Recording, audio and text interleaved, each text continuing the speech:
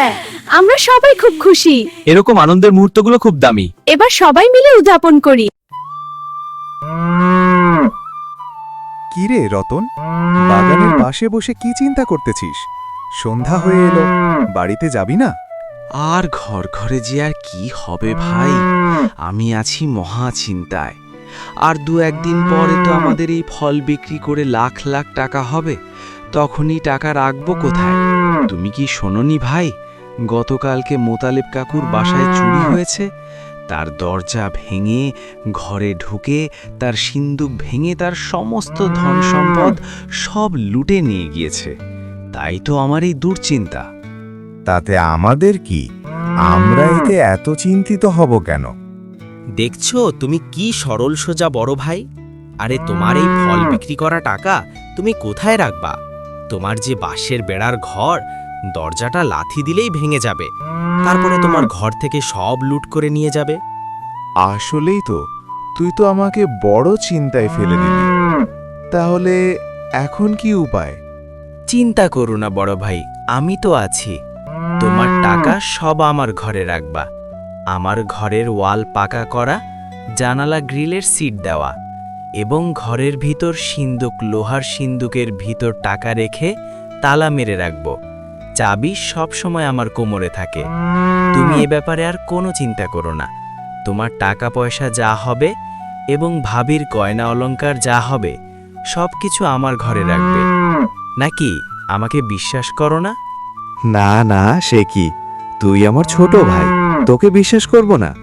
ঠিক আছে, এখন তো চল, বাসায় চল এখন। ওরে আমার পাগলা ভাই রে, ভাইয়ের জন্য কত চিন্তা।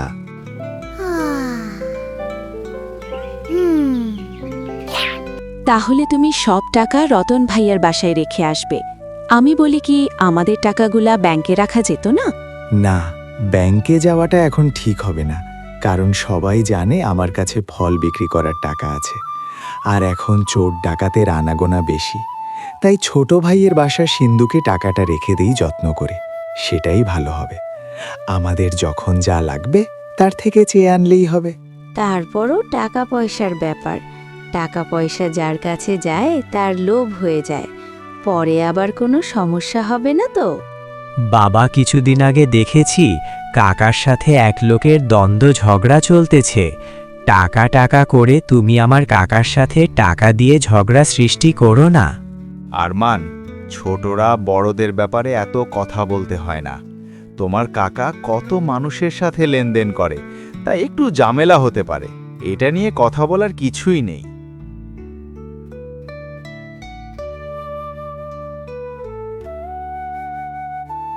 রতন, ও রতন, রতন বাড়ি আছো? ছোট ভাই, এই নাও ফল বেচার সমস্ত টাকা, 2.5 লাখ টাকা। আর আমার জীবনের সমস্ত আয় রোজগার এই এখানে আছে। আরও আছে তোমার ভাবির সমস্ত গয়না। তুমি এটাকে খুব যত্ন করে রেখে দাও। ঠিক আছে বড় ভাই, এটা আমার কাছে আমানত হিসাবে থাকবে। আপনি এটা নিয়ে আর কোনো চিন্তা করবেন না। আমার জীবন দিয়ে হলেও আমি আমানত রক্ষা করব। ঋতু, ও ঋতু, ভাইজান আসছে। ভাইজানের জন্য নাস্তার ব্যবস্থা করো, তাড়াতাড়ি করো। আরে ছোট ভাই, এত ব্যস্ত হয়েও না, ওকে কিছুই করতে হবে না। আমি বাসা থেকে নাস্তা করে এসেছি, এত তাড়াহুড়ার কিছুই নাই। আসসালামু আলাইকুম ভাইয়া, ভালো আছেন? বাড়ির সবাই কেমন আছে? ভাবি কেমন আছে? ভাবিকে নিয়ে আসতেন। ওয়ালাইকুম সালাম। জি বোন, আলহামদুলিল্লাহ আমি ভালো আছি। তোমরা ভালো আছো? না, তোমার ভাবি আসে নাই, সামনে আবার ঈদ তো, তাই একটু ব্যস্ত। ঋতু, এই দেখো আমার ভাই আমাকে কত বিশ্বাস করে। তার যত টাকা পয়সা, স্বর্ণ অলংকার সব আমার কাছে রাখতেছে আমানত, ডাকাতের ভয়ে। হ্যাঁ বোন, চারদিকে যেভাবে ডাকাতি হইতেছে, সেজন্য নিরাপত্তার জন্য তোমাদের ঘরে টাকাটা রাখা সবচেয়ে নিরাপদ হবে, তাই আর কি। কিন্তু ভাইজান, এতগুলো টাকা আপনারা এভাবে রাখেন কোনো ধরনের লিখিত ছাড়া? টাকাটা রাখা কি ঠিক হইতেছে? তাই আমার মনে হয় এটা লিখিত রাখলে ভালো হইতো ভাইজান। ঋতু, তুমি চুপ করো। কি সব আবোল তাবোল বলতেছ? আমাদের ভাই ভাইয়ের সম্পর্ক কি কাগজের থেকেও দুর্বল? তুমি কি জানো বাবা মা মারা যাওয়ার পরে এই ভাই আমাকে কোলে পেটে করে মানুষ করেছে?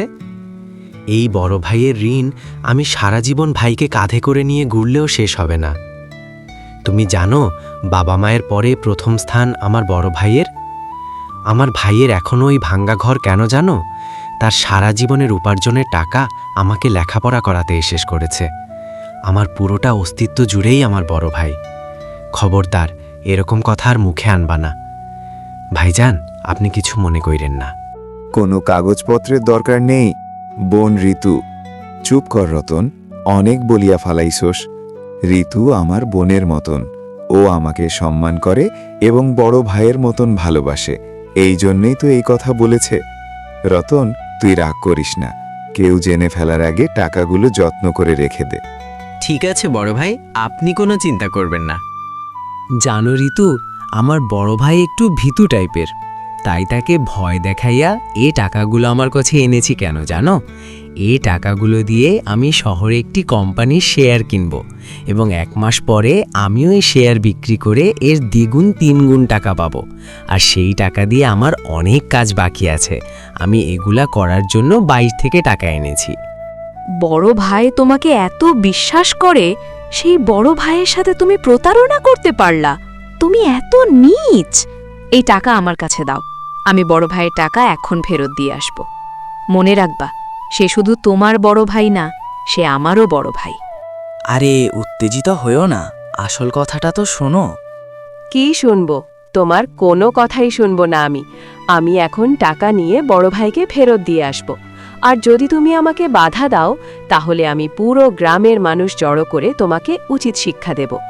তুমি এরকম একটা ফেরেস্তার মতো মানুষ, তোমার বড় ভাই, তার সাথে তুমি বেইমানি করতেছ, সেটা আমি মেনে নেব কখনো না। আরে তুমি পুরো কথাটা না শুনেই তুমি রেগে যাচ্ছ। আসল কথা হলো এই, আমি যেখানে চাকরি করি আমার অফিসের পাশের কোম্পানিটা অল্প টাকায় বিক্রি হইতেছে। আমি এই টাকা দিয়ে সেই কোম্পানিটা কিনব এবং 1 মাস পরে ওই কোম্পানির দাম 2 গুণ থেকে 3 গুণ হয়ে যাবে। তখন আবার আমি বিক্রি করে সেই টাকা দিয়ে বড় ভাইয়ের জন্য অনেক জমি কিনে দেব এবং তার বাড়িটা বিল্ডিং করে দেব। ঋতু, তুমি কি জানো, আমার সেই দিনগুলো এখনো চোখের সামনে ভাসে। সারা রাত্র না খেয়ে ঘুমাতে পারি নাই। সকালবেলা বড় ভাই 1 টুকরো রুটি এনে নিজে না খেয়ে আমাকে খাইয়ে দিয়েছে, আমি স্কুলে পরীক্ষা দিতে যাব তাই।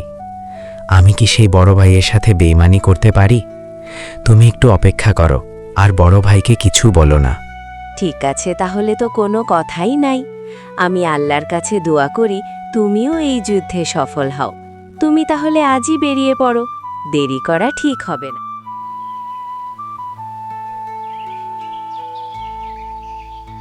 কি খবর জুলফিকার ভাই?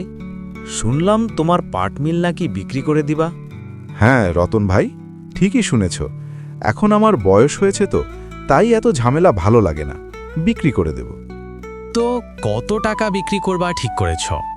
রতন ভাই, তুমি যদি কিনতে চাও তাহলে তোমার থেকে একটু কম নেব, কারণ তোমার সাথে দীর্ঘদিনের পরিচয়। তুমি আমাকে 5 লাখ টাকা দিবা। জুলফিকার ভাই, তোমাকে আমি 2.5 লক্ষ টাকা দেব, এর বেশি আমি দিতে পারবো না। যদি বিক্রি করার মতো ইচ্ছে হয় তাহলে আমাকে দিতে পারো। এত কমে দিয়ে দেব ভাই, তুমি আরেকটু বাড়িয়ে দাও। ঠিক আছে, তোমাকে আমি বেশি যা দেব সেটা বলবো না, তবে যতটা পারি দেব। আচ্ছা দাও, সেটা কি এখনই দেবে? যদি তুমি নিতে চাও তাহলে দেব। কাগজপত্র কি এখনই নিয়ে এসেছো? তাহলে দাও। এইভাবে রতন একটি কোম্পানি কিনে নিল এবং পরের দিনে সেই কোম্পানির সামনে সাইনবোর্ড লাগিয়ে দিল, এই কোম্পানি বিক্রি হবে। এই পাট মিল বিক্রি হবে। আরে দেখি তো, দীর্ঘদিন যাবৎ আমি ঘুরতেছি একটা কোম্পানি কেনার জন্য। এই তো আমি পেয়ে গেছি আমার সেই মনের মতন কোম্পানি। এটা কেনা যায় কিনা একটু দেখি। এই যে শুনছেন, হ্যাঁ আপনাকেই বলছি। এই কোম্পানির মালিক কি আপনি? এই কোম্পানি আপনি কি বিক্রি করবেন?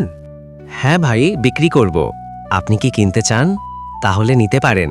এটা খুব ভালো কোম্পানি, আপনার মনের মতো হবে। হ্যাঁ ভাই, কত টাকা দামে বিক্রি করতে চান? আমি আপনাকে বেশি টাকা দিতে পারবো না। হ্যাঁ ভাই, আপনার থেকে বেশি চাইব না। আপনি যদি নিতে চান তাহলে আপনাকে আমি 7 লাখ টাকাই দিয়ে দেব। না ভাই, আপনাকে আমি 7 লাখ টাকা দিতে পারবো না। আপনাকে আমি 5 লাখ টাকা দেব। যদি দেওয়ার মতন হয় তাহলে আমাকে দিয়ে দিন। ঠিক আছে ভাই, আপনি আমাকে 5 লাখ টাকাই দিন। যদিও আমি আরও বেশিতে বেচতে পারতাম, তবু আপনি নিয়ে নেন। আপনার ভবিষ্যৎ উজ্জ্বল হবে ইনশাল্লাহ। এভাবেই রতন তার বড় ভাইয়ের 2.5 লাখ টাকাকে 1 মাসের মধ্যে 5 লাখ টাকা করে ফেলল।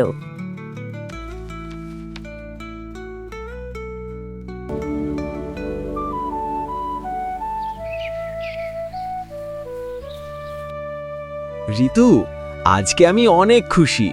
ভাইয়ের দেওয়া সেই টাকাকে আমি দ্বিগুণ করে ফেলেছি। আমার কাছে এখন 5 লাখ টাকা আছে। আমি এখন আমার স্বপ্ন পূরণ করতে পারবো। কিভাবে তুমি এই অসাধ্যকে সাধন করলে? তোমাকে বললাম না একটি কোম্পানি বিক্রি হবে, সেই কোম্পানির আমি ভাইয়ের দেওয়া সেই টাকা দিয়ে কিনেছিলাম এবং গতকালকে সেই কোম্পানির আমি দ্বিগুণ লাভে বিক্রি করে দিয়েছি। তাতে আমার এখন 5 লাখ টাকা হয়ে গেছে। তাহলে তুমি আগে এই টাকা দিয়ে বড় ভাইয়ের জন্য সুন্দর একটি পাকা বাড়ি বানাও এবং তার ফলের বাগানের জন্য অনেক বড় করে একটি ফসলি জমি কিনে দাও, যা দেখে বড় ভাই তারা সবাই যেন খুশি হয়ে যায়। এরপর রতন তার ভাইয়ের জন্য একটি পাকা বাড়ি তৈরি করল এবং বাগানের জন্য ফসলি জমি, অনেক বড় একটি ফসলি জমির কিনল। তারপর তার ভাই এবং ভাবি সবাইকে ডেকে এনে তাদের সেই টাকা এবং ফসলি জমি ও বাড়ি তাদেরকে উপহার দিল। এভাবে তারা সুখে শান্তিতে বসবাস করতে থাকল। হ্যাঁ, আমরা সবাই খুব খুশি। এরকম আনন্দের মুহূর্তগুলো খুব দামি। এবার সবাই মিলে উদযাপন করি।